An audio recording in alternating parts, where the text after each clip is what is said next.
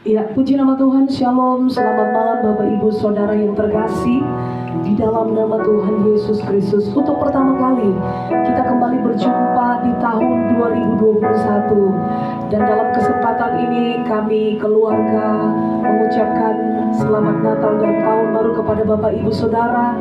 Oleh karena kemurahan Tuhan, kita kembali bertemu di tahun yang baru ini. Dan kita percaya oleh karena karunia, anugerah, perkenanan Tuhan, dan kita boleh memasuki tahun yang baru ini bersama dengan Tuhan. Kita percaya bahwa Tuhan akan menyertai, memimpin perjalanan iman hidup kita di sepanjang tahun ini. Sebagaimana Tuhan telah menolong kita melewati tahun yang lama, tahun yang baru pun Tuhan akan setia menyertai setiap hidup kita. Mari kembali siapkan hati kita. Kita akan belajar kebenaran firman Tuhan lewat renungan malam di saat ini. Puji Tuhan, terima kasih Bapa di surga. Haleluya. Selalu setia dalam setiap langkah hidupku. Hatiku percaya dalam setiap berkat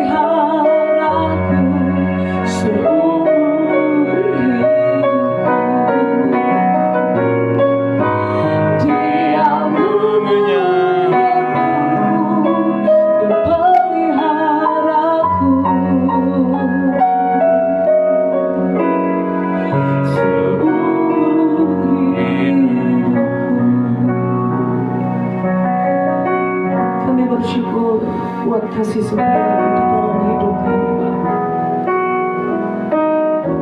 Engkau yang memelihara kami, Engkau yang mengenyangkan setiap jiwa kami, Engkau yang melindungi, memberkati kami, Tuhan. Kami bersyukur, kami berterima kasih buat anugerah, buat tangan kemurahan-Mu yang menyertai kami sampai saat ini, Tuhan. Dan kami tahu kami ada sampai hari ini bukan karena kuat dan gagah kami, tetapi semata-mata hanya karena oleh kasih karunia-Mu di dalam hidup kami. Kami kembali memberi hidup kami kepadamu di malam hari ini, Tuhan. Kami mau di sepanjang tahun ini biar kebenaran firman-Mu yang menjadi dasar di dalam hidup kami, Bapa. Firman-Mu yang menuntun, yang menjadi pelita terang ketika dunia tidak memberi kami kepastian.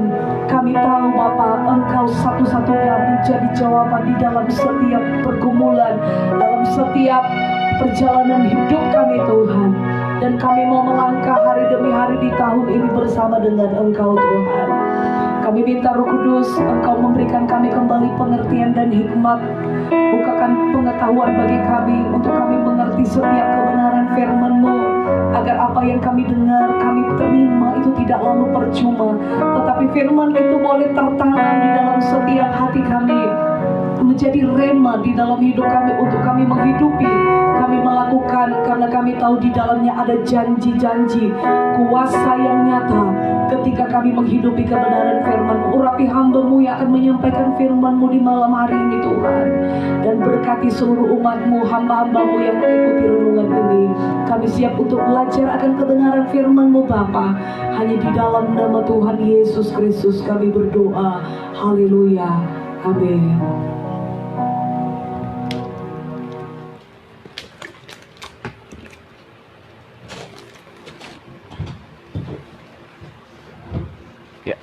Puji bagi nama Tuhan, malam hari ini kita bersyukur kepada Tuhan. Saudara yang dikasihi oleh Tuhan, syukur jemaat Tuhan, bahkan semua yang ikut bersama-sama dengan kita dalam perenungan malam hari ini. Di hari yang kelima di bulan Januari, dan kita boleh kembali dalam perenungan malam setelah sekian waktu, berapa waktu lamanya kita tidak ada bersama-sama dalam perenungan malam. Tapi kita bersyukur juga perenungan pagi juga terus boleh berjalan sampai pada saat ini.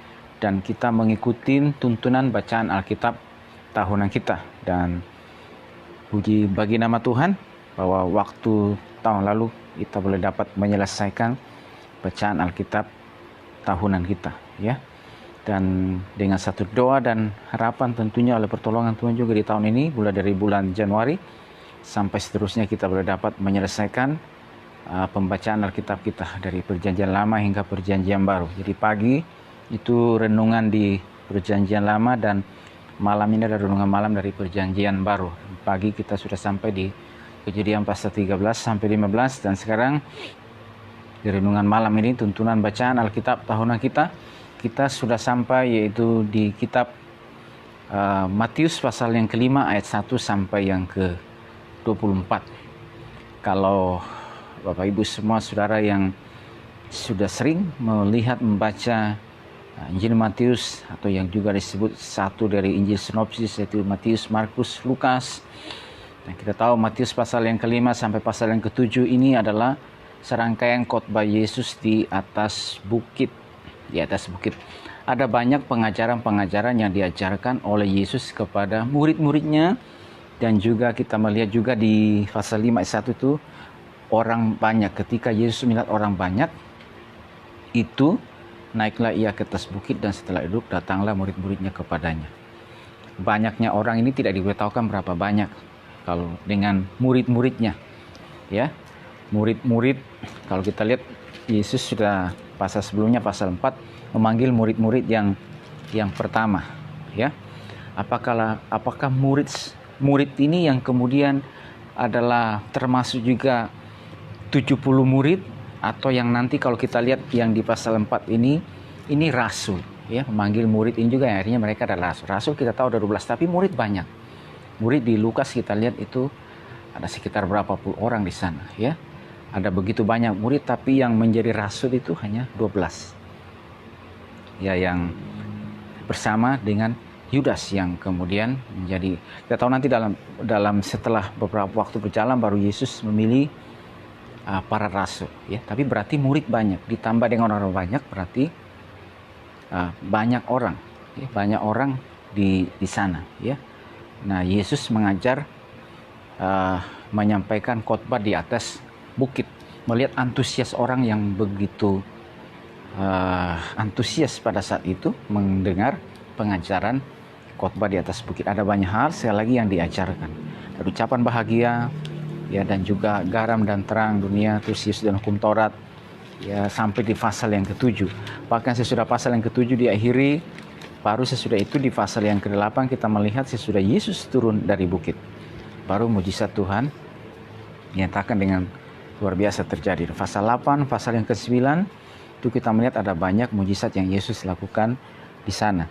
Tapi sebelum mujizat itu terjadi, Yesus memberi makan dulu secara rohani. Nah, kita tidak akan melihat jauh kepada itu, tapi coba kita lihat, ya, yang saya ingin soroti malam hari ini adalah bahwa di pasal yang keempat sebelumnya yang tadi saya katakan, pasal 4 ayat 18 sampai 12, Yesus memanggil murid-murid yang pertama. Nah, murid yang kalau kita lihat sini perhatikan adalah murid yang kemudian yang disebut akhirnya adalah rasul. Murid banyak tapi rasul hanya 12. Ya. Murid banyak, murid-murid yang pertama, ya. Ada Petrus, ya, dan Andreas saudaranya, sesudah itu anak Zebedeus bersaudara yaitu Yakobus dan Yohanes. Yesus memanggil mereka dan ia mengatakan, "Mari ikutlah aku." Ya. "Mari ikutlah aku dan kamu akan kujadikan." Mari ikutlah aku dan kamu akan kujadikan. Jadi ikut lalu dijadikan, dibuat jadi, diproses, dibentuk menjadi penjala manusia. Ya. Setelah mereka dipanggil, mereka merespon, ya, dijadikan. Jadi tidak langsung menjadi penjala tetapi dijadikan penjala manusia, ya. Jadi Yesus memanggil mereka, "Mari ikutlah aku dan kamu akan kujadikan penjala." Jadi kamu akan kujadikan, berarti ini kan ada satu waktu, masa, ya, untuk dijadikan, ya. Menjadikan manusia ini bukan seperti proses yang instan, ya. Hari ini dibentuk langsung jadi besok siap, tetapi akan berarti menunjukkan sebuah proses. Dalam terjemahan Inggris juga King James juga di sini, "I will make you." Jadi saya akan, ya. Kita tahu bahwa ini adalah berbicara tentang future, ya, waktu yang ke depan. Nah, untuk sampai waktu ke depan kamu akan menjadi manusia, tetapi ada prosesnya, ada tahapannya. Kamu akan kujadikan. Jadi ikut saya dulu. Ikut saya dulu, baru sesudah itu ikutnya kamu kemana saya pergi, kemana saya melangkah. Dan sekarang dengan kamu mengikut saya itu, sekarang juga itu bagian dari caranya, yaitu menjadikan kamu menjadi penjala manusia, ya. Saudara dikasih Tuhan, kita melihat mereka merespon panggilan tersebut dan mengikut Yesus. Ya, mereka merespon, mereka tinggalkan pekerjaannya sebagai nelayan, penjala ikan, dan sekarang mereka merespon panggilan tersebut dan mengikut.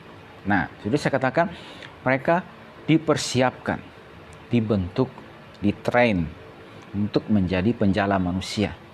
Ya, jadi dipersiapkan, dilatih, digembleng oleh Tuhan sendiri, Guru Agung, Sang Maestro, Pencipta kita, yang tahu persis bagaimana membentuk mereka, memproses mereka, mempersiapkan mereka 3,5 tahun, ya, lamanya.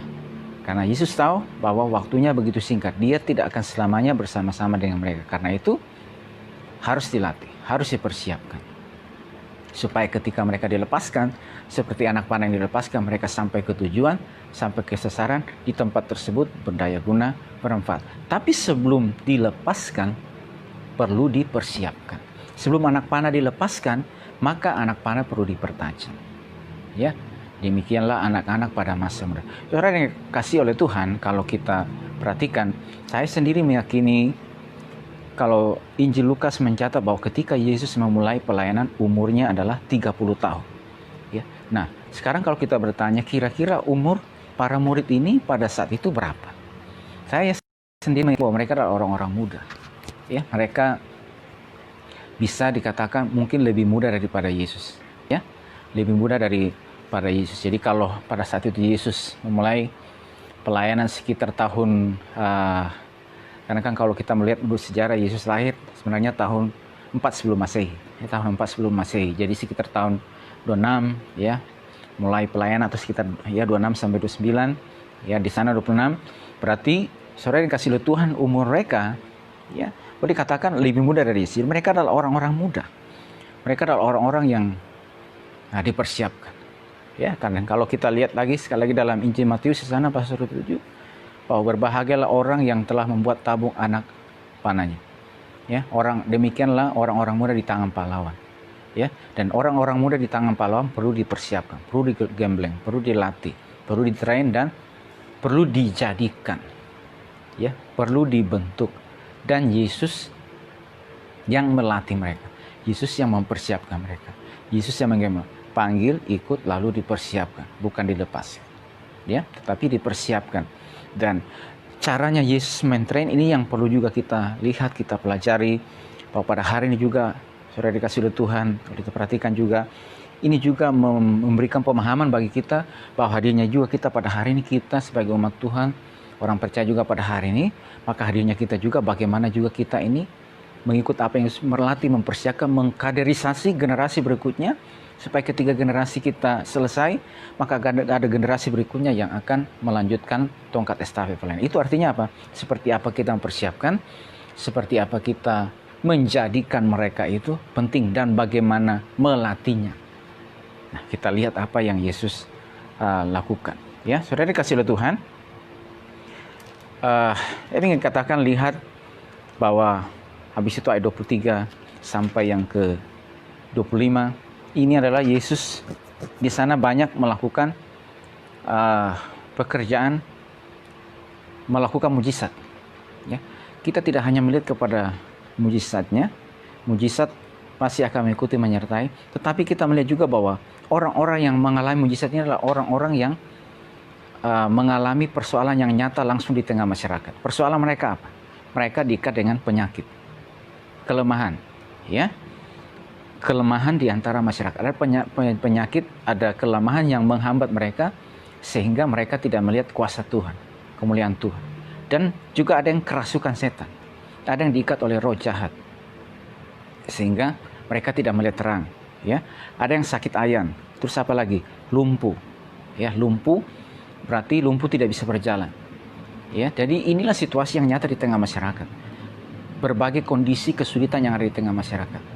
Ya, yang Yesus ketika melihat hal tersebut, maka apa yang dilakukan? Di sana dia mengatakan, Yesus pun berkeliling di seluruh Galilea. Ia mengajar dalam rumah-rumah ibadat, beritakan kerajaan Allah, serta melenyapkan segala penyakit dan kelemahan di antara bangsa itu. Kelemahan-kelemahan apa ini? Tidak hanya secara lagi kelemahan secara fisik, ya katakan, tapi juga kelemahan, keletihan secara rohani tentunya, yang dimana perlu diajar, perlu dilatih, persiapkan, ya. Jadi saya katakan latihannya Yesus atau Yesus mempersiapkan mereka bagaimana membuat murid-murid menghadapi situasi yang nyata langsung di tengah masyarakat. Karena mereka juga akan berhadapan langsung dengan tengah masyarakat, berbagai macam persoalan, berbagai macam pergumulan, berbagai macam kesulitan di tengah masyarakat. Tidak hanya berhubungan dengan kelemahan secara fisik, sakit secara fisik, tapi juga ada kelemahan-kelemahan juga yang lainnya. Mungkin ketika nanti, dan kita lihat, Yesus mempersiapkan mereka, kamu tidak akan menghadapi orang yang sakit lumpuh, tapi ada orang yang lumpuh oleh karena keadaan. Yang dimana seharusnya dia bisa menghasilkan sesuatu, dia bisa ini sesuatu, tetapi oleh karena keadaan, oleh karena situasi, melumpuhkan dia, melumpuhkan pikirannya, melumpuhkan hatinya, sehingga orang yang pasrah dengan keadaannya, sehingga dia tidak pernah tahu bahwa dia adalah ciptaan Tuhan yang mulia, ya, dari latar belakang apapun, dari apakah seperti nelayan yang pekerjaannya nelayan, uneducated. Nanti kita lihat dalam Kisah Rasul pasal 4, ahli-ahli Taurat mereka melihat Petrus dan Yohanes ini uneducated, di sana dikatakan tidak berpendidikan, tetapi mereka sekarang berbicara seperti orang yang terdidik. Artinya apa? Mereka kasih Tuhan, mereka berbicara melebihi kapasitas mereka, melebihi pekerjaan mereka. Kalau mereka berbicara soal tangkap ikan, waktu yang tepat, ya, angin bagaimana indah seterusnya, itu bagian mereka. Ya, dan kapan waktu yang tepat itu bagi mereka. Tetapi sekarang kok mereka berbicara melampaui itu. Mereka berbicara tidak di bagian itu, tapi sekarang mereka berbicara dan mereka sampai terheran. Siapa mereka? Mereka ini kan orang tidak terdidik, tidak belajar. Tapi kok bisa sedemikian? Dan saudara yang kasih oleh Tuhan, mungkin, dan saya katakan bahwa ada orang yang dilumpuhkan oleh keadaan yang merasa bahwa saya dari latar belakang ini tidak terdidik, tidak terpelajar, ya dari latar belakang ini, ya. Tapi mewakili para murid ini, mereka juga hadir di sana bahwa ada orang yang lumpuh oleh karena itu. Ada orang yang lumpuh oleh karena itu, dan oleh sebab itu, ketika kamu menghadapi itu, ketika kamu ini, Yesus sudah mempersiapkan mereka. Yesus mentrain mereka. Sang Guru Agung itu mentrain mereka menghadapi situasi nyata langsung di tengah masyarakat. Dia memberitakan Injil Kerajaan, ya, jadi melenyapkan segala penyakit dan kelemahan, segala penyakit yang merintangi, yang menghalangi. Ya, apakah ini penyakit kelemahan secara fisik? Dan juga saudara-saudara dikasih oleh Tuhan, berbagai macam kelemahan lagi yang lainnya yang menghambat mereka sehingga tidak terbuka terhadap kebenaran firman Tuhan. Dan itu juga di sana dikatakan yang kerasukan, yang dirasuk oleh iblis, yang dimana akhirnya mereka tidak bebas, ya, untuk berjumpa dengan Tuhan. Dan inilah yang Yesus lakukan. Jadi mereka dibawa, mereka dipersiapkan menghadapi pengalaman ini, ya, pengalaman di mana berhadapan dengan pergumulan-pergumulan di tengah masyarakat, pergumulan yang ada, ya. Jadi Yesus tidak hanya mengajar, memberitakan firman Tuhan di rumah-rumah ibadat, tetapi juga dia membawa para murid ini, ya, membawa mereka untuk sekarang berhadapan dengan situasi yang nyata di tengah masyarakat. Dan itu yang kita perhatikan saudara berikutnya ketika mereka dipenuhi dengan Roh Kudus. Dan coba kita lihat bagaimana kisah pekerjaan di Kisah Para Rasul. Dan bagaimana tulisan-tulisan juga yang ditulis oleh Petrus, Yohanes, dan juga kita melihat seperti Paulus, sekalipun Paulus tidak pernah berjumpa dengan Kristus, tetapi pastilah Paulus mendengar langsung dari saksi nyata yang langsung, yaitu Petrus, Yohanes, ya, dan Yakobus juga. Yakobus saudara tiri Yesus, ya, yang menjadi seorang suku guru di gereja di Yerusalem. Dan saudara perhatikan bagaimana mereka menghadapi situasi yang nyata langsung di tengah masyarakat. Kenapa? Mereka telah dilatih, digembleng, dipersiapkan terlebih dahulu. Dan saya katakan, Yesus sang Maestro Agung, Guru Agung ini tahu dengan persis bagaimana melatih, persiapkannya. Jadi dia tidak hanya mengajar dan berbicara. Mengajar itu tidak pasti. Mengajar, ya. Tapi juga sekarang menghadapi situasi yang nyata, yang langsung di tengah masyarakat. Ya, dan saudaraku yang berikutnya lagi kita lihat juga. Yang berikutnya kita lihat ini bagian ini adalah bagaimana ketika Yesus juga mengajar, berarti murid-murid yang mengikuti juga mendengar apa yang Yesus ajarkan. Jadi dia mengajar orang banyak dan juga khusus juga kepada murid-murid. Dan kita melihat juga bagaimana khotbah di atas bukit ini orang banyak datang berbondong dan juga khususnya juga kepada para murid. Ada banyak hal pengajaran yang Yesus ajarkan di sana. Jadi mereka diberi pemahaman firman Tuhan. Atau kalau istilahnya sekarang ini betul-betul kuliah yang padat. Ya. Saya ada waktu dulu di bangku kuliah, ada sistem kuliahnya yang mata kuliah yang padat, sistem block teaching. Jadi betul-betul materi itu dipadatkan. Tapi luar biasanya Yesus, ya, guru di atas segala guru, yang mengajar betul-betul. Kita melihat bagaimana mengajar mereka, ya, mengajar mereka, mengisi mereka dengan kebenaran firman Tuhan. Ucapan berbahagia, garam dan terang, ya, tentang apa lagi? Jangan khawatir, tentang membunuh, tentang banyak hal, memberi sedekah, hal berdoa, hal berpuasa, dan juga yang banyak lagi juga yang lain. Ketika Yesus mengajar orang banyak itu, murid-murid juga mendengar. Murid-murid juga diajar. Murid-murid juga mendengar, ya, apa yang Yesus sampaikan, apa yang Yesus ajarkan. Ya, dan saudara dikasih oleh Tuhan, mereka dididik. Jadi dilatih secara pemahaman kebenaran firman Tuhan. Berikutnya juga menghadapi situasi yang nyata di tengah masyarakat. Berbagai macam kelemahan. Inilah yang harus mereka hadapi juga nantinya. Mereka harus mengajar. Mereka harus memberi terang. Karena firman Tuhan adalah pelita bagi kakiku dan terang bagi jalanku. Mereka harus memberi pemahaman, ya, yang sempit, yang tertutup terhadap Injil. Ya, itu yang harus mereka ajarkan, itu yang harus mereka sampaikan. Dan bukankah kita lihat akhirnya bagaimana Paulus yang akhirnya juga sebagai saya katakan rasul yang tidak berjumpa secara langsung dengan Yesus. Tapi ketika dia mengadakan penginjilan, apa yang dilakukan? Masuk ke rumah ibadah dan bersoal jawab dengan orang-orang Yahudi di sana. Dia ingin membuka mata rohani mereka. Dan Paulus mengatakan bahwa mereka mengejar Tuhan tanpa pengetahuan pemahaman yang benar. Dan itulah sebabnya bagaimana sekarang oleh hikmat yang Tuhan berikan kepada dia, dia berbicara, bersoal jawab supaya membuka pemahaman mereka terhadap Injil, terhadap Yesus, bahwa dia adalah Mesias yang dinubuatkan, yang dijanjikan dalam hukum Taurat mereka, mulai dari Musa sampai ke para nabi. Dan juga korban-korban itu melambangkan tipologi tentang pengorbanan Tuhan Yesus Kristus. Itu yang ingin diajarkan supaya mereka bisa menerima dia. Ya, jadi firman Tuhan, mereka dipenuhi dengan firman Tuhan. Jadi Yesus langsung mengajar mereka. Ya, intensif diajar. Bahkan kalau kita lihat sampai kita lihat juga sampai malam, sampai jam malam diajar. Jadi sepanjang waktu mereka diajar. Saya katakan pentingnya juga setiap kehidupan kita pada hari ini juga terus diisi, diajar dengan kebenaran firman Tuhan. Supaya berjalannya waktu, saudara dikasih oleh Tuhan, kita yang tertanam, kita yang mengakar dalam rumah Tuhan, sekarang juga berjalannya waktu, saudara menjadi orang-orang juga yang apa dikatakan firman Tuhan, untuk memproklamirkan, untuk memberitakan bahwa Tuhan itu benar dan tidak ada kecurangan atas apa yang Tuhan lakukan, baik secara pemahaman, pengetahuan, kebenaran firman Tuhan yang Tuhan anugerahkan kepada setiap kehidupan kita. Oleh karena kita terlebih dahulu diajar, dididik. Oleh karena saudara dan saya ini terus memakan makanan rohani, kebenaran firman Tuhan. Dan ketika saudara dilepaskan, kita ke Tuhan taruh ada di mana, di tempat tersebut. Saudara menjadi orang-orang yang berdaya guna, bermanfaat, memberikan pemahaman, ya, memberikan penerangan kepada ada begitu banyak orang, kepada mereka yang lemah pemahaman imannya, kepada mereka yang dilumpuhkan oleh keadaan, oleh karena berbagai macam situasi, kepada mereka yang mengalami kelemahan dalam berbagai hal, sehingga mereka akhirnya lemah, dilemahkan oleh karena keadaan yang ada. Dan hadirnya kita ini, firman Tuhan memberikan jalan, memberikan kekuatan, membuat orang yang tidak produktif, orang yang lumpuh, dilumpuhkan oleh karena mereka bisa bangkit. Oleh karena apa, saudara yang kasih oleh Tuhan, kita terlebih dahulu juga telah mengalaminya. Saudara terlebih dahulu telah dipersiapkan. Karena itu saudara yang dikasih oleh Tuhan, bawa terus hati saudara hidup benar untuk diisi, dilengkapi dengan kebenaran firman Tuhan, untuk diajar. Ya, diajar. Dan sekalipun firman Tuhan yang kita pelajari ini ada yang mendidik, ada yang menegur, bahkan ada yang seperti api yang ingin membakar, ada yang menghancurkan hal-hal yang keras, relakanlah hatimu. Itu kita terima setiap didikan firman Tuhan.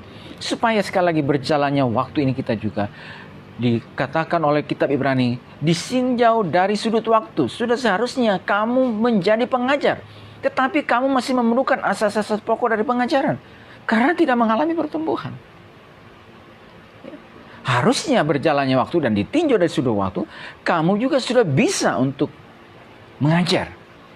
Dan para murid yang kita dipersiapkan, mereka juga akhirnya saya katakan orang-orang yang umur 30-an setelah Yesus ya, naik ke surga dan Roh Kudus dicurahkan bagi mereka. Saudara perhatikan, akhirnya mereka pada umur yang ke-30-an ini, mereka juga akhirnya ketika mereka dilepaskan di tempat tersebut, kita perhatikan luar biasa, gereja terbentuk.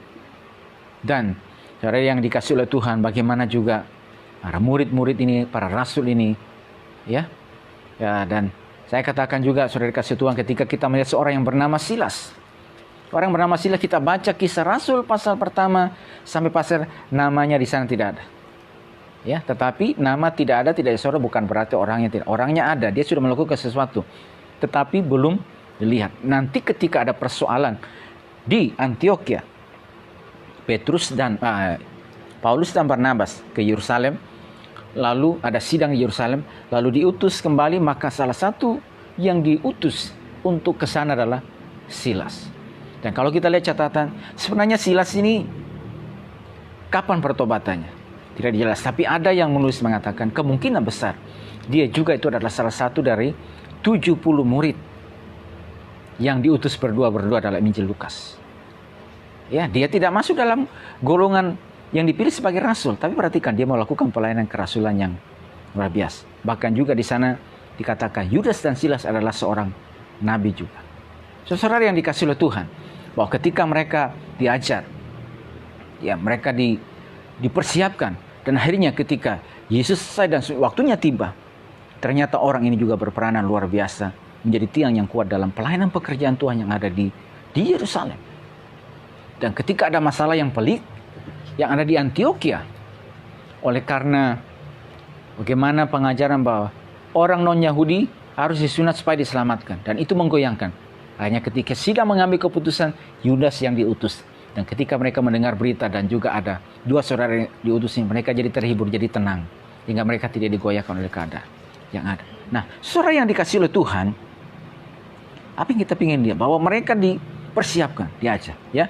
Jadi setelah mereka ini dipanggil, mereka ikut. Lalu Yesus mempersiapkan mereka. Diajar dengan kebenaran firman Tuhan. Matius pasal 5 dan seterusnya diajar. Dididik. Ya, berikutnya menghadapi persoalan yang nyata di tengah masyarakat. Ya, melenyapkan penyakit. Dan berikutnya kita perhatikan melewati atau menghadapi pengalaman yang berbeda-beda. Pengalaman apa saudara dikasih oleh Tuhan? Kita menantikan bagaimana di fase yang keempat sebelumnya menyusur pantai Danau Galilea.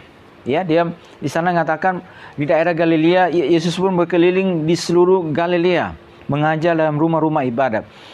Habis itu juga sebenarnya di ayat 18 Yesus berjalan menyusur Danau Galilea, ya, melihat 2 orang. Lalu sesudah itu mereka dipanggil, lalu sekarang ia berjalan di seluruh daerah Galilea. Jadi Yesus membawa mereka untuk menghadapi pengalaman-pengalaman yang berbeda di tengah masyarakat, ya, di Danau Galilea. Sesudah itu menyusur daerah Galilea, mengajar. Dan di tempat-tempat yang berbeda ada persoalan juga yang berbeda-beda. Ada pengalaman-pengalaman yang berbeda. Titik yang berbeda, pengalaman yang berbeda. Terkadang pun juga Tuhan bawa kita seperti itu. Di titik ini ada pengalaman yang berbeda. Di titik ini juga pengalaman. Tapi tahukah saudaraku yang dikasih oleh Tuhan? Sebenarnya ini juga cara Tuhan juga. Itu melatih kehidupan kita supaya kita diberkahi dengan banyak pengalaman. Tahun yang lalu kita mengalami musim yang berbeda. Tahun ini musim yang berbeda. Tahun berikutnya saudara berbeda. Tetapi saudara dikasih oleh Tuhan, terkadang ada titik-titik juga yang berbeda yang Tuhan bawa di setiap kehidupan kita. Pengalaman ini begitu pelik, saya menanggung, tetapi Tuhan menolong. Ada pengalaman lagi yang berikutnya, ada tantangan lagi yang berikutnya, ada situasi lagi yang berikutnya. Sekalipun dia menghadapi dengan situasi yang nyata langsung di tengah masyarakat, ya, saudara dikasih oleh Tuhan, tetapi bagaimana seorang guru yang agung ini yang dikasih oleh Tuhan mengajar mereka untuk terus maju memberitakan firman Tuhan. Ada tantangan, ada apa saja, terus mengajar mereka. Berkeliling di seluruh daerah Galilea. Lalu saudara dikasih oleh Tuhan, naik ke atas bukit. Ketika ada begitu banyak orang, Yesus naik di atas bukit, sekarang mulai mengajar. Ya, dan berikutnya apa lagi? Orang banyak berbondong-bondong mengikuti dia. Mereka datang dari mana saja? Dari Galilea, dari Dekapolis, dari Yerusalem, dari Yudea, bahkan dari seberang Yordan. Menyeberang. Dengan berbagai macam. Ya, dengan berbagai macam situasi. Dan saya dapat katakan juga, ini artinya apa? Ketika ada begitu banyak orang datang dalam melayani, dalam menjangkau jiwa, saya katakan mereka rela untuk direpotkan. Rela untuk apa juga? Tunda istirahat, bahkan mungkin juga tunda makan. Ya, tetapi bagaimana sekarang mereka memikirkan keselamatan jiwa-jiwa, memberi mereka makan firman Tuhan. Sekarang ada begitu banyak orang yang datang. Dan begitu banyak juga ini pasti begitu merepotkan. Dan ternyata juga Yesus sedang mengajar mereka. Ya, menjadi penjala manusia rela untuk direpotkan. Menjadi penjala manusia ketika ada begitu banyak orang butuhkan pelayanan. Maka sekalipun itu adalah sesuatu yang sangat merepotkan. Tetapi oleh karena pelayanan harus dikerjakan, harus dilakukan. Mereka kasih Tuhan, kita melihat juga bagaimana ketika Yesus dan murid-muridnya menepi dan mau seorang diri saja, mungkin mereka mau santai, tiba-tiba ada berapa ribu orang datang. Ya, mau santai sejenak, mau ini sejenak, mereka udah rela untuk dilepaskan. Ya, inilah pelayanan penjangkauan jiwa. Dan saya katakan, inilah cara Yesus untuk menjadikan mereka. Kamu menjadi penjala manusia, kamu menjadi berkat. Kamu mau menjadikan supaya mereka ini orang-orang yang tidak ada harapan, orang-orang yang dalam kesulitan, orang-orang yang dikuasai, orang-orang yang dirasuk oleh setan, orang-orang yang lumpuh. Sekarang mau menjadikan mereka supaya mereka menjadi orang-orang yang berdaya guna, orang-orang yang melihat kebenaran, orang-orang yang diselamatkan. Ini loh yang harus dilakukan. Ini loh yang harus dikerjakan. Dan terkadang kamu harus rela untuk melakukan hal yang seperti ini. Inilah cara Yesus menghadapi situasinya. Saudara yang dikasih oleh Tuhan, setiap kehidupan kita juga yang ada pada malam hari. Saya ingin katakan juga, Tuhan juga membawa setiap kehidupan kita juga untuk menghadapi pengalaman-pengalaman yang berbeda. Dan di dalam setiap bagian kehidupan kita juga, saya katakan bahwa setiap kehidupan kita sebagai orang percaya, amanat agung itu berlaku bagi setiap kehidupan kita, orang-orang yang percaya kepada Tuhan. Tidak hanya kepada para rasul, tetapi kepada semua orang percaya, semua golongan, setiap saat, setiap masa.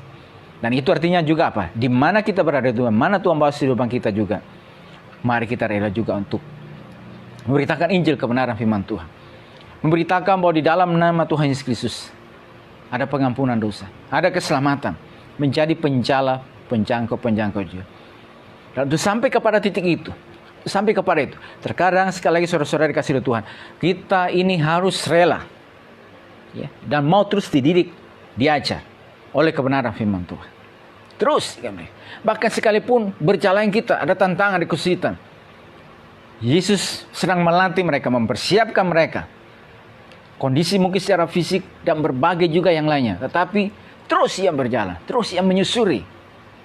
Terus artinya apa? Maju saja, maju terus. Waktu begitu singkat, waktu begitu terbatas. Yesus tahu bahwa waktunya begitu singkat dan misi harus selesai. Tugas harus tuntas, harus berjalan dengan baik. Karena keselamatan manusia bergantung pada apa yang Yesus lakukan. Dan dia datang untuk menebus, tidak hanya naik ke atas kayu salib juga. Ini yang memang pekerjaan yang harus dilakukan. Tetapi juga bagaimana juga mendelegasikan pelayanan kepada para rasul. Dan itu artinya apa? Harus dipersiapkan, harus dilatih, harus dikader. Harus dan mengkadernya, ku akan kujadikan ini. Inilah cara Yesus. Inilah cara Tuhan. Inilah cara guru yang agung untuk melatih mereka, mempersiapkan mereka. Dan kita juga ada pada hari ini. Kalau kita taruh juga saudara dan saya ada pada hari ini juga. Berjalannya kita, waktu yang kita jalani. Mereka sudah Tuhan juga mau supaya kita juga mengikuti cara dia. Bagaimana mempersiapkan dulu. Karena itu kalau saudara-saudara yang kasih oleh Tuhan menghadapi pengalaman-pengalaman yang berbeda pada hari ini, pada saat ini. Kuatkan setiap hati saudara. Kita percaya selalu ada Tuhan yang menolong, menyertai setiap pengalaman-pengalaman tersebut. Dan saudara yang utama, relakan hati, hidup kita untuk diisi kebenaran firman Tuhan. Sukar boleh ada, tentangan boleh ada, tetapi juga terus semangat, pantang menyerah. Terus memiliki iman yang kuat kepada Tuhan. Bahwa saudara dan saya sekarang sedang berjalan di jalan yang benar, on the track. Mau menuju ke sana ini memang pintu yang sempit, tetapi oleh karena saudara sudah diyakinkan, Roh Kudus memberikan keyakinan kepada setiap kehidupan kita. Dan saudara berjalan.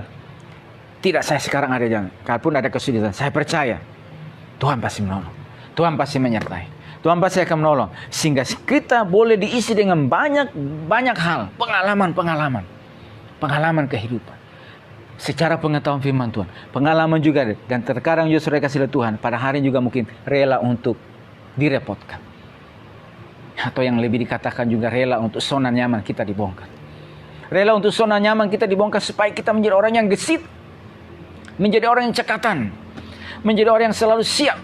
Katakan terhadap apapun yang diberikan percaya kepada kita. Karena itu kalau misalnya ada bagian-bagian kecil yang dipercayakan kepada saudara dimanapun Tuhan taruh kepada kehidupan kita. Terkadang mungkin kita merasa, Tuhan saya ingin rea sejenak, saya ingin sejenak. Tapi ketika ada itu datang, saudara dikasih oleh Tuhan, kita mengatakan yes, siap, sigap. Untuk kemuliaan begini. Supaya kita dilatih dari hal-hal ini. Rela untuk sigap. Ya, rela untuk ini. Dan kalau kita lihat akhirnya mereka para murid, para rasul ini menjadi orang-orang sigap. Karena apa? Karena mereka sudah dipersiapkan, sudah ditanamkan. Dan ini perlu dibiasakan, ini perlu dibudayakan. Kalau sudah dibudayakan berikutnya, saudara dikasih Tuhan, tidak akan susah. Alangkah susahnya bagi orang yang misalnya tidak pernah mau membudayakan ini. Sangat susah. Sesuatu yang sudah membudaya akan menjadi karakter ini, menjadi satu kebiasaan dia.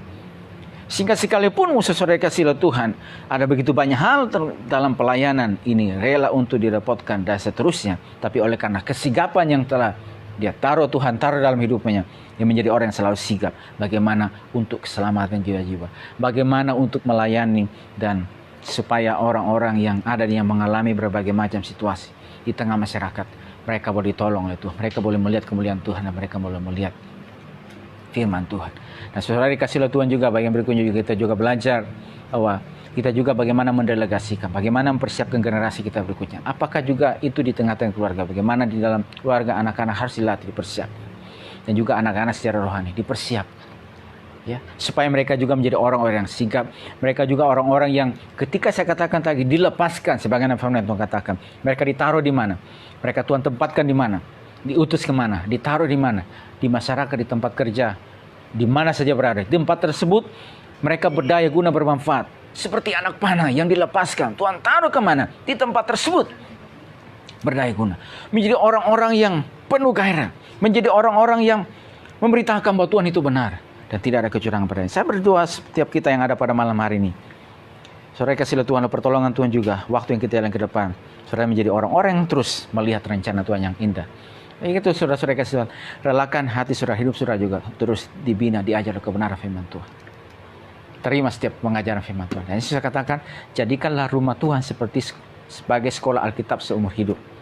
Kalau sekolah Alkitab atau yang lainnya secara formal, jangka waktu tertentu akan selesai. Tapi rumah Tuhan, gereja harus jadikan sebagai sekolah Alkitab seumur hidup. Artinya saya datang, belajar. Benar firman Tuhan, saya rela diajar. Dan ada pengalaman. Dan seterusnya. Puji Tuhan. Tuhan berkati kehidupan kita saat malam hari ini.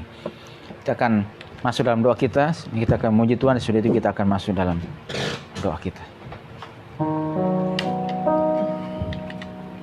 Ya, puji nama Tuhan, firman Tuhan datang di dalam setiap hidup kita, bahwa sesungguhnya ada pengalaman iman yang Tuhan izinkan kita harus lewati. Dan kita percaya bahwa penyertaan Tuhan selalu ada di dalam hidup saya dan saudara, akan menyertai, memimpin setiap perjalanan langkah kita, khususnya di dalam melangkah tahun yang baru ini. Kita percaya bahwa kalau Tuhan mengizinkan kita ada di tahun ini, maka Tuhan akan memakai setiap hidup saya dan saudara untuk menjadi berkat, membawa banyak jiwa datang kepada Tuhan.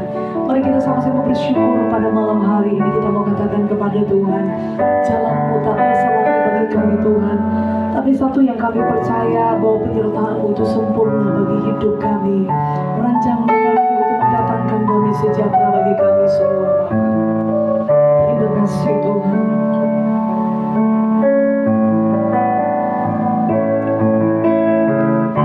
Jalan-Mu tak terselami oleh setiap hati kami, namun satu hal ku percaya, ada rencana yang indah,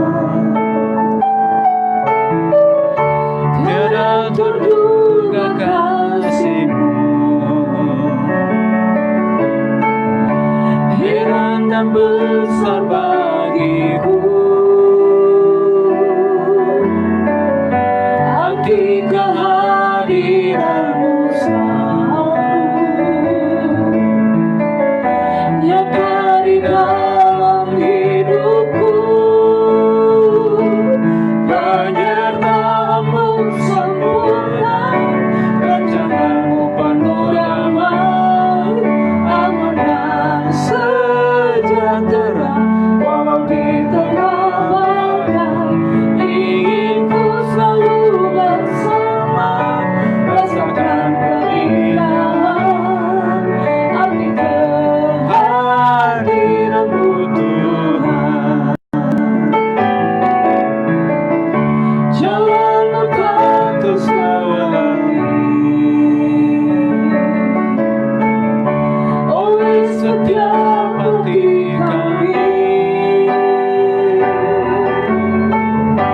namun satu hal ku percaya, ada rencana yang indah, tiada terduga kasih-Mu,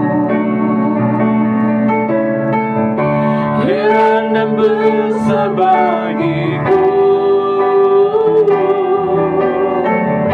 arti kehadiran-Mu selalu nyata di dalam hidupku. Penyertaan-Mu sempurna,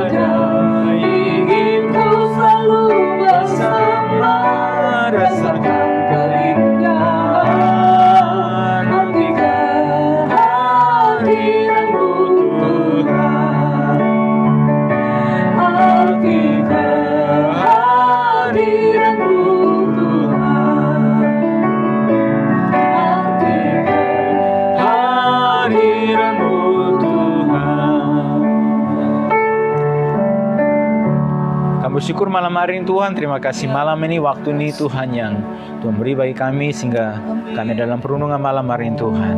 Terima kasih buat firman-Mu Tuhan yang kami bisa lihat, pelajari bersama-sama Tuhan. Sesungguhnya Tuhan kami sedang ada pada hari ini dan dilatih, dipersiapkan oleh Tuhan menjadi alat-alat pemberita firman-Mu ya Tuhan, pemberita kebenaran-Mu ya Tuhan. Karena itu kami perlu dilatih, dipersiapkan ya Tuhan, baik secara pengetahuan kebenaran firman Tuhan dan juga menghadapi situasi-situasi yang nyata di tengah masyarakat dan pengalaman-pengalaman yang berbeda Tuhan. Ada banyak hal yang Tuhan izinkan kami lewati, hadapi Tuhan. Tapi dalam situasi-situasi tersebut Tuhan Engkau selalu ada menolong kami ya Tuhan. Terima kasih ya Tuhan, supaya ketika kami dilepaskan, kami taruh di mana, di tempat tersebut ya Tuhan, berdaya guna, bermanfaat untuk Engkau, untuk kerajaan, untuk kemuliaan bagi nama Tuhan. Terima kasih kami bersyukur malam hari ini Tuhan, memberkati seluruh umat-Mu sepanjang malam hari ini. Dan terima kasih penyertaan pemeliharaan Tuhan bagi kami ya Tuhan. Tuhan terus menolong, Tuhan terus menyertai kami, Tuhan terus bawa kami ya Tuhan, untuk melihat, mengerti rencana Tuhan, bahkan terus dipakai oleh Tuhan sebagai alat kemuliaan bagi menjadi orang yang siap dalam segala keadaan apapun ya Tuhan yang ada Tuhan. Tuhan terus menolong kami, menyertai kami seluruh umat-Mu, gereja-Mu, hamba-hamba-Mu di tengah situasi pandemik yang ada. Tuhan tolong juga yang ada aktivitas yang juga terus berjalan menjalankan protokol kesehatan. Tuhan tolong gereja-gereja juga Tuhan yang sudah menjalankan ibadah. Tuhan akan terus menolong ya Tuhan. Umat-Mu, hamba-Mu tetap dalam penjagaan perlindungan Tuhan. Dan juga Tuhan seluruh anak-anak-Mu yang tersebar di seluruh penjuru pelosok Tuhan tolong, gereja Tuhan tolong, bahkan bangsa kami juga Tuhan tolong. Rencana untuk vaksinasi yang sudah diumumkan oleh pemerintah ya Tuhan, mulai pada minggu depan Tuhan tolong, kami serahkan ke dalam tangan Tuhan. Tuhan tolong biar keamanannya boleh dapat terjamin di dalam nama Tuhan Yesus Kristus Tuhan, sehingga tidak ada efek-efek samping yang membahayakan Tuhan. Tapi ini satu cara untuk memutus mata rantai penyebaran dari COVID ya Tuhan, di mana seorang pun yang bangsa manapun tidak akan bisa, tapi kami percaya oleh Tuhan yang akan menolong semuanya di dalam nama Tuhan, dan dengan hikmah yang Tuhan berikan kepada anak-anak, kepada mereka yang ada sana Tuhan, bagaimana untuk menemukan vaksin solusi atas ini. Tapi lebih daripada Tuhan, semuanya boleh berharap dan bersandar kepada Tuhan menolong semuanya sehingga semuanya boleh berjalan dengan baik. Pemerintah yang ada, mereka yang ditunjuk untuk melakukan, Tuhan tolong. Para penerima vaksin juga Tuhan tolong, mulai di kepala negara sampai seluruh jajaran, Tuhan tolong semua. Di dalam nama Tuhan Yesus Kristus Tuhan. Panjang tahun Tuhan tolong, aktivitas ekonomi juga Tuhan tolong, aktivitas sosial juga masyarakat semuanya Tuhan. Tolong semuanya Tuhan, tetap boleh berjalan dalam pertolongan Tuhan. Mereka yang sedang rawat, sakit, tenaga medis, rawat semuanya Tuhan tolong, baik di rumah sakit, isolasi mandiri di rumah Tuhan tolong. Kami serahkan semua ke dalam tangan Tuhan. Biar Tuhan yang menolong. Kami bersyukur malam hari ini Tuhan. Terima kasih waktu ini. Terima kasih malam hari ini dalam perundungan malam ini. Tuhan suruh memberkati kita semua sampai di perundungan malam ini Tuhan. Di dalam nama Tuhan Yesus Kristus kami bersyukur dan berdoa kepada Bapa di surga. Haleluya. Amin. Puji Tuhan, Tuhan berkati semua kita saat malam hari ini dan shalom.